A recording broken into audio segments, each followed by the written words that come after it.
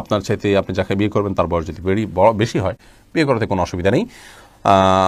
নবী করিম সাল্লাল্লাহু আলাইহি ওয়াসাল্লাম নিজে বিবাহ করেছেন খাদিজা রাদিয়াল্লাহু তাআলা আনহাকে, তখন তার অনেক বেশি বয়স ছিল, নবী সাল্লাল্লাহু আলাইহি ওয়াসাল্লামের চাইতেও বেশি বয়স ছিল, বিধায় নিজের চাইতে বেশি বয়সের কাউকে বিবাহ করাতে ইসলাম শরীয়তের দৃষ্টিকোণ থেকে কোনো প্রকার বাধা নেই। বিবাহ নিয়ে আমাদের অনেক কুসংস্কার, আমরা বিধবা বিয়ে করতে চাই না, আমরা তালাকপ্রাপ্তা বিবাহ করতে চাই না, এবং আপনার একবার বিয়ে হয়ে গেলে মনে করি জীবনের তরে বন্ধন হয়ে গেছে, কোনোভাবে ছুটলে দোষযুক্ত মনে করি।